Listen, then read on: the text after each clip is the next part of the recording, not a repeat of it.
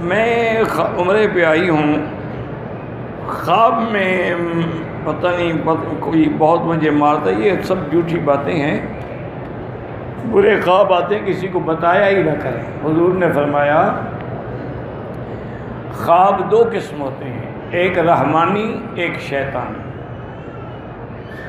رحمانی خواب کی علامت تو یہ ہے کہ وہ تہجد کے وقت میں آتا ہے اور آدمی پاک صاف بستر پہ سویا ہو اور باوضو لیٹا ہو، اس وقت جو اس کو خواب آتا ہے وہ تقریباً صحیح ہوتا ہے۔ اگر وہ خواب تم نے دیکھا ہے اور صحیح ہے لیکن سمجھ نہیں آ رہا تو حضور نے فرمایا کہ ہر کسی کو نہ بتایا کرو، چونکہ خواب کی ایسی کیفیت ہے کہ اللہ رجل طائر، جیسے پرندے کے پاؤں پہ کوئی دانہ رکھا ہو نا، گندم ہلے گا تو کوئی دانہ گر جائے گا، یہ بھی جب تعبیر کوئی دے دے گا تو اسی طرح واقع ہو جاتا ہے۔ اس لیے ہمیشہ کسی عالم سے، کسی صاحب عقل سے، صاحب فہم سے جا کر اپنا خواب بیان کریں تاکہ وہ تم کو صحیح تعبیر دے، اور جب تک کوئی عالم نہ ملے ہر کسی کو نہ بتایا کریں کہ میں نے یہ خواب دیکھا ہے، کیونکہ خواب بڑے عجیب ہوتے ہیں۔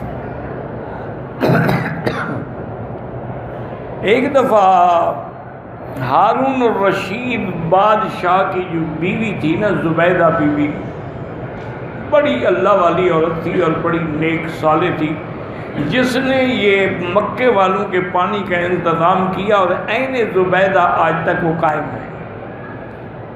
وہ صبح کی نماز کے بعد رو رہی تھی، چیخ رہی تھی، اور ہارون آئے، انہوں نے کہا کیا بات ہے؟ انہوں نے کہا میں نے ایسا گندا خواب دیکھا ہے کہ مجھے اب آرام ہی نہیں آتا۔ انہوں نے کہا وہ کیا خواب ہے؟ انہوں نے کہا میں نے خواب یہ دیکھا ہے کہ انسان بھی ہیں، گھوڑے بھی ہیں، گدھے بھی ہیں، جانور بھی ہیں، سب مجھ سے جمع کر رہے ہیں۔ تو میری تو چیخیں نکل گئیں۔ ہارون نے فرمایا گھبرانے کی بات نہیں، کوئی حقیقت تو نہیں ہے نا، ایک خواب ہی ہے نا۔ میں ابھی امام ابو یوسف اس وقت وہاں کے قاضی القضات تھے، سب سے بڑے قاضی جو تھے بغداد کے وہ تھے۔ ان کو بلایا اور ان سے بی بی زبیدہ نے اپنا خواب پیش کیا، تو اس نے کہا بی بی تمہیں مبارک ہو، یہ تو بڑا اچھا خواب ہے۔ انہوں نے کہا عجیب بات ہے امام صاحب، کیسے اچھا خواب؟ انہوں نے کہا بھی جمع کر کے آدمی کو فائدہ ہوتا ہے نا، لذت ہوتی ہے، فائدہ اٹھاتا ہے نا، مطلب یہ ہے کہ تم کوئی ایسا کام کرو گی جس کا انسان تو انسان، جانوروں کو بھی فائدہ ہوگا۔ تو اللہ نے ان سے پھر یہ کام لیا، عین زبیدہ اس نے بنائی جس سے ساری دنیا پانی پی۔ پہلے مکے کا اور پانی کوئی نہیں تھا، انسانوں کے لیے بھی اور جانوروں۔ تو خواب بڑے عجیب ہوتے ہیں، اس لیے اس کی ہر بندہ تعبیر نہیں دے سکتا۔ کبھی جو دیکھا جاتا ہے اس کا الٹ ہوتا ہے۔ اب دیکھیں نبی کا خواب تو وحی ہے نا، لیکن حضرت ابراہیم نے دیکھا کہ انی اذبحک، لیکن وہ ذبح نہیں ہوئے۔ تو اس طرح یہ بڑے عجیب، اور اس فن میں حضرت محمد ابن سیرین رحمۃ اللہ علیہ بھی بہت بڑے معبر تھے۔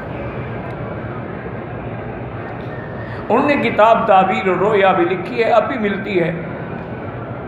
ایک آدمی نے آ کے پوچھا ان سے خواب کہ حضرت میں نے دیکھا ہے کہ میری چارپائی کے نیچے اتنا بڑا لگن ہے اور اس میں انگارے جل رہے ہیں، دہک رہے ہیں، اور پھر میں تمہیں کوئی بہت بڑی دولت ملے گی، جاؤ چلائیے۔ کچھ عرصے کے بعد پھر ایک آدمی آیا، اس نے کہا حضرت میں نے بھی خواب دیکھا ہے کہ میری چارپائی کے نیچے اتنا بڑا لگن ہے اور اس میں انگارے دہک رہے ہیں۔ فرمایا اس کا مطلب ہے تمہارے گھر کو آگ لگ گئی۔ وہ حیران، اب طلباء حیران، نے کہا حضرت عجیب بات ہے، ایک آدمی خواب دیتا ہے، اس کو کہتے ہیں آپ کو دولت ملے گی، دوسرے کو کہتے ہیں تمہارا گھر بھی جل جائے گا، خواب بھی ایک جیسا ہے۔ انہوں نے فرمایا جس نے پہلا خواب بتایا تھا وہ سردیوں کا زمانہ تھا، تو اس وقت تو آگ نعمت ہوتی ہے نا، ہر کوئی اس کے نفع اٹھانا چاہتا ہے۔ اس نے جب خواب دیکھا تو گرمی کا زمانہ، گرمی میں تو انگارے ہوں تو عذاب ہے، اس لیے میں نے اوقات کے مطابق تعبیر کی، اور وہی ہوا جو انہوں نے کہا تھا۔ تو اس لیے میری بیٹی ایسی باتیں نہ کیا کریں، اور حضور نے جو فرمایا ہے اس پہ عمل کریں۔